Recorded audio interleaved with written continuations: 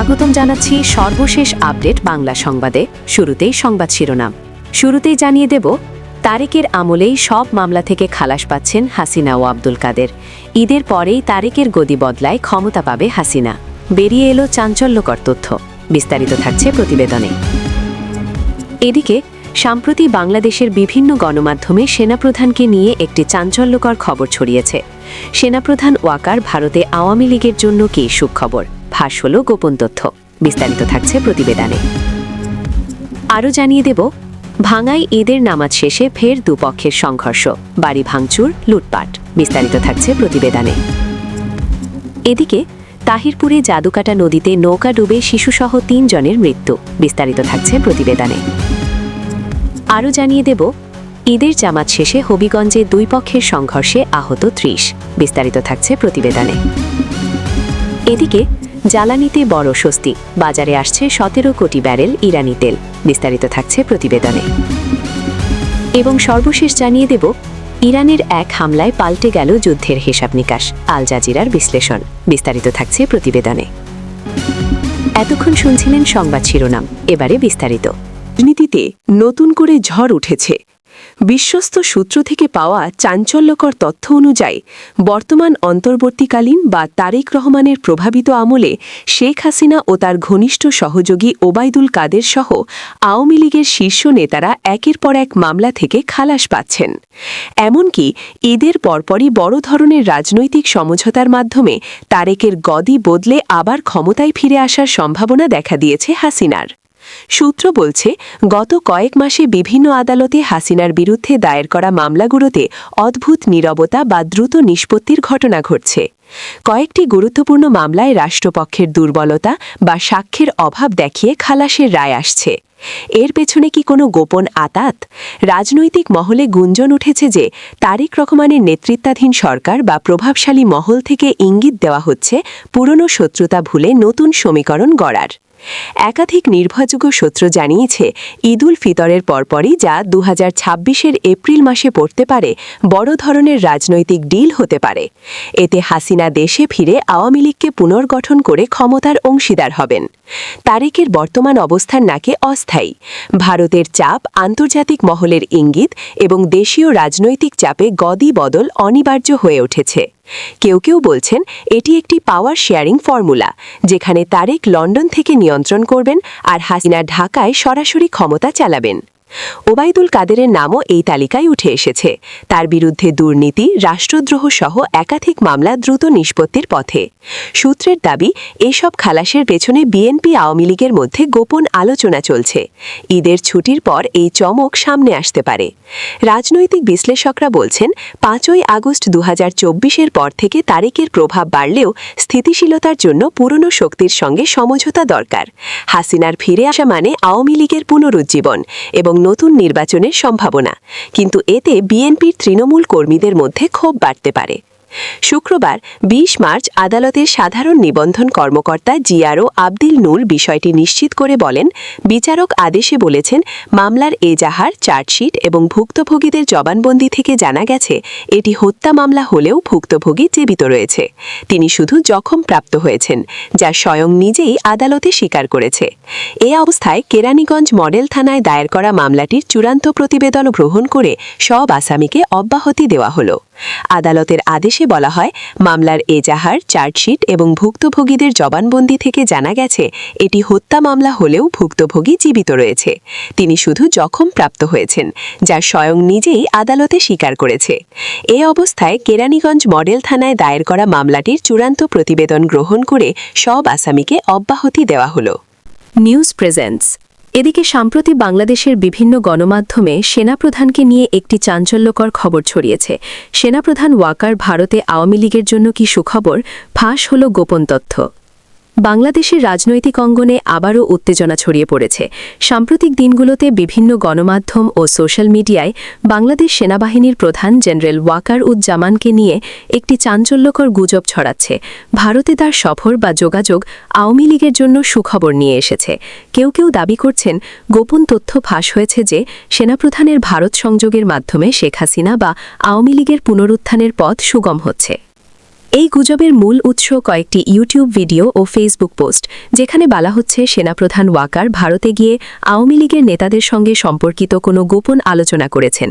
কিছু সূত্র দাবি করে যে 5 অগাস্ট 2024-এর ঘটনার সময় ভারতের সেনাপ্রধানের সঙ্গে তার সার্বক্ষণিক যোগাযোগ ছিল এবং সেই সম্পর্ক এখনও অটুট। ফলে ভারতের চাপে বা সমঝোতায় আওয়ামী লীগের নিষেধাজ্ঞা উঠে যেতে পারে বা হাসিনার ফিরে আসার পথ খুলতে পারে। কিন্তু বাস্তব তথ্য কি বলছে? সাম্প্রতিক সময়ে সেনাপ্রধান ওয়াকারুজ্জামানের ভারত সফর নিয়ে কোনো নিশ্চিত খবর পাওয়া যায়নি।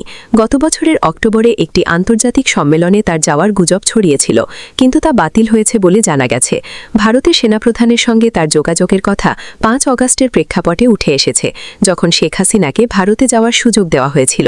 তবে এখনকার পরিস্থিতিতে আওয়ামী লীগ নিষিদ্ধ থাকা অবস্থায় 2025-এর মে মাস থেকে এ ধরনের সুখবর শুধুমাত্র অনুমান ও ষড়যন্ত্র তত্ত্বের উপর দাঁড়িয়ে। রাজনৈতিক বিশ্লেষকদের মতে এসব খবর মূলত আওয়ামী লীগ সমর্থকদের মনোবল বাড়ানোর জন্য ছড়ানো হচ্ছে। অন্তর্বর্তীকালীন সরকার ও সেনাবাহিনীর মধ্যে সম্পর্ক নিয়ে টানাপোড়েন থাকলেও সেনাপ্রধান বারবার বলেছেন সেনাবাহিনী নিরপেক্ষ এবং নির্বাচনের পর ব্যারাকে ফিরে যাবে। ভারতের সঙ্গে সম্পর্ককে তিনি কৌশলগতভাবে গুরুত্বপূর্ণ বলে উল্লেখ করেছেন, কিন্তু তা আওয়ামী লীগের পক্ষে কোনো গোপন ডিলের প্রমাণ নয়। রাজধানী নয়াদিল্লিতে 14 অক্টোবর 2 দিনের এই সম্মেলন শুরু হবে বলে জানিয়েছে ভারতীয় সংবাদ মাধ্যম। সেনাপ্রধান এই সম্মেলনে যোগ দিলে তা হবে 24-এর অভ্যুত্থানে সরকার পরিবর্তনের পর ভারতে বাংলাদেশের প্রথম উচ্চ পর্যায়ের সফর। এই বিষয়ে জানতে চাইলে বাংলাদেশের আন্তর্বাহিনী জনসংযোগ পরিদপ্তর ISPR bdnews24.com-কে বলেছে, এই বিষয়ে তাদের হাতে এখন কোনো তথ্য নেই। সেনাপ্রধানের সফরের কোনো সূচি হলে জানিয়ে দেওয়া হবে। অর্থাৎ তারা বলেনি যে সেনাপ্রধানের ভারত সফরের কোনো প্রশ্নই নেই, তারা শুধু বলেছে তাদের হাতে সূচি এলে জানিয়ে দেওয়া হবে। খবরের ওই শ্রুতটি জানাচ্ছে সম্মেলনে 30টির বেশি দেশের সামরিক বাহিনীর শীর্ষ নেতৃত্ব অংশগ্রহণ করবেন। এই সম্মেলনকে একটি অনন্য প্ল্যাটফর্ম হিসেবে মন্তব্য করেছেন ভারতীয় সেনাবাহিনীর উপপ্রধান লেফটেন্যান্ট জেনারেল রাকেশ কাপুর। সম্মেলনের প্রস্তুতিমূলক অনুষ্ঠানে তিনি বলেন, জাতিসংঘ সনদের অধীনে বিশ্বশান্তি রক্ষায় আন্তর্জাতিক সম্প্রদায়ের যে যৌথ দায়িত্ব রয়েছে, সেই বিষয়ে এ সম্মেলনে সেনাবাহিনী ও রাষ্ট্রগুলোর সম্মিলিত অভিজ্ঞতা, প্রজ্ঞা ও প্রতীক্ষা একত্রিত হবে। আরও জানিয়ে দেব, ভাঙায় ঈদের নামাজ শেষে ফের দুপক্ষের সংঘর্ষ, বাড়ি ভাঙচুর, লুটপাট। ফরিদপুরের ভাঙায় মধ্যরাতে টর্চলাইট জ্বালিয়ে দুই পক্ষের সংঘর্ষের 33 ঘণ্টা না পেরোতেই ফের সংঘর্ষের ঘটনা ঘটেছে। প্রায় 2 ঘণ্টাব্যাপী এই সংঘর্ষে উভয় পক্ষের 10-12টি বাড়ি ভাঙচুর ও লুটপাটের ঘটনা ঘটে। শনিবার সকাল 9টার দিকে ঈদের নামাজ শেষে দুই পক্ষ আবারও সংঘর্ষে লিপ্ত হয়। ঘটনাটি ভাঙা উপজেলার হামিরদি ইউনিয়নের গোপীনাথপুর গ্রামে। পূর্বশত্রুতা ও এলাকায় আধিপত্য বিস্তারকে কেন্দ্র করে এ সংঘর্ষের সূত্রপাত। এর আগে বৃহস্পতিবার 19 মার্চ রাত 12টার দিকে দুই পক্ষ টর্চলাইট জ্বালিয়ে প্রায় 2 ঘণ্টা সংঘর্ষে জড়ায়। ওই সংঘর্ষে অন্তত 12 জন আহত হন। এরপর থেকেই এলাকায় উত্তেজনা বিরাজ করছিল। সেই উত্তেজনার জের ধরে পুনরায় সংঘর্ষের ঘটনা ঘটে। এলাকাবাসী জানান, গোপীনাথপুর গ্রামে আধিপত্য বিস্তারকে কেন্দ্র করে দুটি পক্ষ রয়েছে। এক পক্ষের নেতৃত্ব দেন ইসমাইল মুন্সি 65 এবং অপর পক্ষের নেতৃত্ব দেন কামরুল মিয়া 45। বৃহস্পতিবার রাত 9টার দিকে গ্রামের একটি চায়ের দোকানে কামরুল মিয়ার সঙ্গে ইসমাইল মুন্সির ছেলে ফুয়াদ হোসেনের কথা কাটাকাটি হয়। এক পর্যায়ে তা হাতাহাতিতে রূপ নেয়। এর জেরে রাত 12টার দিকে উভয় পক্ষ ঢাল, সরকি, রামদা ও ইটপাটকেল নিয়ে সংঘর্ষে জড়িয়ে পড়ে। টর্চ লাইটের আলোয় প্রায় 1 ঘণ্টা সংঘর্ষ চলে। পরে ভাঙা থানা পুলিশ ও স্থানীয় মুরব্বীদের হস্তক্ষেপে পরিস্থিতি নিয়ন্ত্রণে আসে। শনিবার সকালে আবারও দুই পক্ষের লোকজন ঢাল, সরকি, রামদা ও ইটপাটকেল নিয়ে সংঘর্ষে লিপ্ত হয়। প্রায় 2 ঘণ্টাব্যাপী সংঘর্ষে 10-12টি বাড়ি ভাঙচুর ও লুটপাটের ঘটনা ঘটে। এ সময় বেশ কয়েকজন আহত হয়েছে বলে এলাকাবাসী জানিয়েছে। পরে পুলিশ গিয়ে পরিস্থিতি নিয়ন্ত্রণে আনে। হামিরদি ইউনিয়ন পরিষদের 5 নম্বর ওয়ার্ডের সদস্য আসাদুজ্জামান বলেন, ইসমাইল মুন্সি ও কামরুল মিয়ার মধ্যে দীর্ঘদিন ধরে বিরোধ চলে আসছে। তারা পরস্পরের ঘনিষ্ঠ আত্মীয় হলেও আধিপত্য বিস্তারকে কেন্দ্র করে দ্বন্দ্ব রয়েছে। এর জের ধরেই সংঘর্ষের ঘটনা ঘটে। এদিকে তাহিরপুরে জাদুকাটা নদীতে নৌকা ডুবে শিশুসহ 3 জনের মৃত্যু। সুনামগঞ্জের তাহিরপুর উপজেলার জাদুকাটা নদীতে খেয়া পারাপাড়ের নৌকা ডুবে এক শিশুসহ 3 জনের মৃত্যু হয়েছে। শনিবার ঈদুল ফিতরের দিন বিকেল 4টের দিকে লাউরের গড় থেকে শিমুল বাগান আসার সময় এ দুর্ঘটনা ঘটে। এদের মধ্যে একজনের বাড়ি তাহিরপুর উপজেলার বাদাঘাট ইউনিয়ন লাউড়েরগড় এলাকায়, বিশ্বম্ভরপুর উপজেলা সালোকাবাদ ইউনিয়ন মুতুরকান্দি গ্রামের একজন এবং উপজেলার সদর ইউনিয়ন বাগবের এলাকায় একজনের বাড়ি বলে জানা গেছে। তাদের মধ্যে সুফিয়া বেগম ১০ বছর নামের শিশুটির নাম জানা গেলেও অন্যদের নাম পরিচয় এখনও পাওয়া যায়নি। স্থানীয় এলাকাবাসী জানান, ঈদ উপলক্ষে আলোচিত শিমুল বাগান ঘুরতে যাচ্ছিল ওই নৌকার যাত্রীরা। মাঝ নদীতে আসার পরেই নৌকাটি ডুবে যায়। এ সময় অনেকেই সাঁতার কেটে তীরে উঠতে পারলেও বেশ কয়েকজন ডুবে যায়। পরে স্থানীয় বাসিন্দারা উদ্ধার তৎপরতা চালিয়ে ৩ জনকে মৃত উদ্ধার করে। খবর পেয়ে ঘটনাস্থলে পুলিশসহ ঊর্ধ্বতন কর্মকর্তারা ঘটনাস্থলে যাচ্ছেন বলে জানা গেছে। তাহিরপুর থানা ভারপ্রাপ্ত কর্মকর্তা ওসি আমিনুল ইসলাম জানিয়েছেন, পুলিশ ঘটনাস্থলে যাচ্ছে এবং ঊর্ধ্বতন কর্তৃপক্ষকে বিষয়টি অবগত করা হয়েছে। আরও জানিয়ে দেব, ঈদের জামাত শেষে হবিগঞ্জে 2 পক্ষের সংঘর্ষে আহত 30। হবিগঞ্জের নবীগঞ্জে ঈদের জামাত আদায় করার পর 2 পক্ষের মধ্যে সংঘর্ষের ঘটনা ঘটেছে। এতে উভয় পক্ষের অন্তত 30 জন আহত হয়েছে। শনিবার 21 মার্চ সকাল 11টার দিকে উপজেলার পানিয়মদা ইউনিয়নের নোয়াগাঁও গ্রামে এ ঘটনা ঘটে। পুলিশ জানায়, সম্প্রতি নোয়াগাঁও গ্রামের আব্দুর রবের কলেজ ছাত্রী মেয়ে ও ভাগ্নির ছবি এবং ভিডিও ধারণ করেন ফিরোজ মিয়া পক্ষের কয়েকজন যুবক। এ ঘটনাকে কেন্দ্র করে 2 পক্ষের মধ্যে উত্তেজনা ছড়িয়ে পড়ে। শনিবার ঈদুল ফিতরের নামাজ শেষে উভয় পক্ষের লোকজন দেশীয় অস্ত্রশস্ত্র নিয়ে সংঘর্ষে জড়ায়। খবর পেয়ে গোপলার বাজার পুলিশ ফাঁড়ির একটি দল ঘটনাস্থলে গিয়ে পরিস্থিতি নিয়ন্ত্রণে আনে। সংঘর্ষে আহতদের উদ্ধার করে বাহুবল উপজেলা স্বাস্থ্য কমপ্লেক্স ও হবিগঞ্জ সদর হাসপাতালে ভর্তি করা হয়। নবীগঞ্জ থানার ভারপ্রাপ্ত কর্মকর্তা ওসি মোনায়েম মিয়া সংঘর্ষের বিষয়টি নিশ্চিত করে বলেন, বর্তমানে পরিস্থিতি স্বাভাবিক আছে। ঘটনায় জড়িতদের বিরুদ্ধে আইনি ব্যবস্থা নেওয়া হবে। এদিকে জ্বালানিতে বড় স্বস্তি, বাজারে আসছে 17 কোটি ব্যারেল ইরানি তেল। মধ্যপ্রাচ্যে চলমান উত্তেজনার প্রভাবে বৈশ্বিক তেলের বাজারে দেখা দিয়েছে চরম অনিশ্চয়তা। এর মধ্যে বিপুল পরিমাণ ইরানি অপরিশোধিত তেল, ক্রুড, সমুদ্রে ভাসমান অবস্থায় মজুত রয়েছে বলে জানা গেছে। সাম্প্রতিক ইরানের ওপর মার্কিন নিষেধাজ্ঞা শিথিল হওয়ায় এবার বাজারে আসতে যাচ্ছে উপসাগরীয় অঞ্চলে বিভিন্ন জাহাজে থাকা প্রায় 17 কোটি ব্যারেল ইরানি তেল। শনিবার বার্তা সংস্থা রয়টার্সের এক প্রতিবেদনে এ তথ্য জানিয়েছেন বিশ্ব জ্বালানি খাতের বিশ্লেষকরা।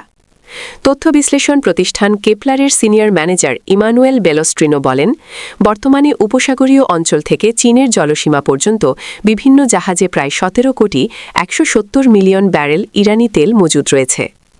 অন্যদিকে পরামর্শক প্রতিষ্ঠান এনার্জি অ্যাসপেক্ট গত 19 মার্চের এক মূল্যায়নে জানায়, সমুদ্রে থাকা ইরানি তেলের পরিমাণ 130 থেকে 140 মিলিয়ন ব্যারেল, যা মধ্যপ্রাচ্যে বর্তমান উৎপাদন ঘাটতির তুলনায় 14 দিনেরও কম সরবরাহের সমান। এশিয়া অপরিশোধিত তেলের চাহিদার 60% জন্য মধ্যপ্রাচ্যের উপর নির্ভরশীল, কিন্তু চলতি মাসে হরমুজ প্রণালী প্রায় বন্ধ হয়ে যাওয়ায় এই অঞ্চলের শোধনাগারগুলো উৎপাদন কমিয়ে দিতে এবং জ্বালানি রপ্তানি সীমিত করতে বাধ্য হচ্ছে। বিশ্লেষকরা বলছেন, গুরুত্বপূর্ণ হরমুজ প্রণালী প্রায় বন্ধ হয়ে যাওয়ার পরিস্থিতি তৈরি হওয়ায় উৎপাদন কমাতে বাধ্য হচ্ছে এশিয়ার বিভিন্ন দেশের তেল শোধনাগারগুলো, ফলে জ্বালানি রপ্তানিও হ্রাস পাচ্ছে। এই অঞ্চলের যে কোনো অস্থিরতা সরাসরি জ্বালানি বাজারে প্রভাব ফেলছে। 2018 সালে ট্রাম্প প্রশাসনের নিষেধাজ্ঞার পর থেকে চীন ছিল ইরানি তেলের প্রধান ক্রেতা। গত বছর চীনের স্বাধীন শোধনাগারগুলো প্রতিদিন গড়ে 13.8 লাখ ব্যারেল ইরানি তেল কিনেছে। চীন ছাড়াও আগে ভারত, দক্ষিণ Korea, Japan, Italy, Greece, Taiwan ও তুরস্ক ছিল ইরানি তেলের প্রধান আমদানিকারক। কেপলার জানায়, চীন গত বছর দৈনিক প্রায় 13,80,000 ব্যারেল ইরানি তেল আমদানি করেছে, যা নিষেধাজ্ঞার কারণে অনেক দেশ এই তেল এড়িয়ে চলার সুযোগে সম্ভব হয়েছে। এদিকে যুক্তরাষ্ট্র রাশিয়ার উপর থেকে সাময়িকভাবে নিষেধাজ্ঞা তুলে নেওয়ার পর ভারত রুশ তেল সংগ্রহ করেছিল। অন্যান্য বড় এশীয় আমদানিকারকদের তুলনায় ভারতের তেলের মজুদ কম হওয়ায় দেশটি ইরানি তেল কেনার পদক্ষেপ নিচ্ছে। ভারতের শোধনাগারের 3টি সূত্র বলছে তারা ইরানি তেল কিনতে আগ্রহী। এ বিষয়ে বর্তমানে সরকারের নির্দেশনা ও ওয়াশিংটনের পক্ষ থেকে পেমেন্ট শর্তাবলীর মতো বিষয়গুলো স্বচ্ছতার অপেক্ষায় রয়েছে তারা। আমদানিতে যে জটিলতা। তবে ইরানি তেল কেনার ক্ষেত্রে কিছু জটিলতাও রয়েছে বলে জানিয়েছেন তেল ব্যবসায়ীরা। এর মধ্যে অন্যতম হল কিভাবে অর্থ প্রদান করা হবে সে বিষয়ে অনিশ্চয়তা এবং সমুদ্রে থাকা তেলের একটি বড় অংশ পুরনো শ্যাডো ফ্লিট জাহাজে বহন করা হচ্ছে। এছাড়া কিছু পূর্ববর্তী ক্রেতা ইরানি তেল কোম্পানির সঙ্গে চুক্তিবদ্ধ ছিল বলে দুটি শোধনাগার সূত্র জানিয়েছে। তবে 2018 সালের শেষ দিকে যুক্তরাষ্ট্র পুনরায় নিষেধাজ্ঞা আরোপ করার পর থেকে ইরানি তেলের বড় একটি অংশ তৃতীয় পক্ষের ব্যবসায়ীদের মাধ্যমে বিক্রি হচ্ছে। আরও জানিয়ে দেব, ইরানের এক হামলায় পাল্টে গেল যুদ্ধের হিসাব নিকাশ। আল জাজিরার বিশ্লেষণ। ভারত মহাসাগরের ডিয়েগো গার্সিয়ায় অবস্থিত যুক্তরাষ্ট্রের সামরিক ঘাঁটিতে ক্ষেপণাস্ত্র হামলা চালিয়েছে ইরান। এই হামলা যুক্তরাষ্ট্রের জন্য যুদ্ধের হিসাব নিকাশ পাল্টে দিয়েছে। দোহা ইনস্টিটিউট ফর গ্র্যাজুয়েট স্টাডিজের প্রভাষক মুহানাত সেলুম কথা বলেছেন। আল জাজিরাকে তিনি বলেন, ডিয়েগো গার্সিয়ায় এই ক্ষেপণাস্ত্র হামলার অর্থ হল ইরানের কাছে 4000 কিলোমিটারেরও বেশি পাল্লার ব্যালিস্টিক ক্ষেপণাস্ত্র রয়েছে, যা আগে কখনো প্রকাশ করা হয়নি। এর আগে বিভিন্ন প্রতিবেদনে বলা হয়েছিল যে ইরানের ক্ষেপণাস্ত্রের পাল্লা 2000 কিলোমিটার এবং এর চেয়ে বেশি নয়। মুহানাত সেলুম বলেন, এই ক্ষেপণাস্ত্রগুলোর গতিপথ উল্টে দিলে সেগুলো লন্ডনে পৌঁছাতে পারে। সুতরাং এটি শুধু যুক্তরাষ্ট্র এবং তাদের যুদ্ধের যৌক্তিকতার জন্যই হিসাব নিকাশ পাল্টে দেয় না, বরং যুদ্ধে যোগ দিতে অনিচ্ছুক লন্ডন এবং ইউরোপীয় ইউনিয়নের জন্যও পরিস্থিতি বদলে দিচ্ছে। তিনি আরও বলেন, ইরানের কাছে আন্তঃমহাদেশীয় ব্যালিস্টিক ক্ষেপণাস্ত্র ICBM থাকতে পারে, যা এমনকি যুক্তরাষ্ট্রেও পৌঁছাতে সক্ষম, কারণ ইরান তাদের মহাকাশ কর্মসূচির মাধ্যমে এর পরীক্ষা চালিয়েছে।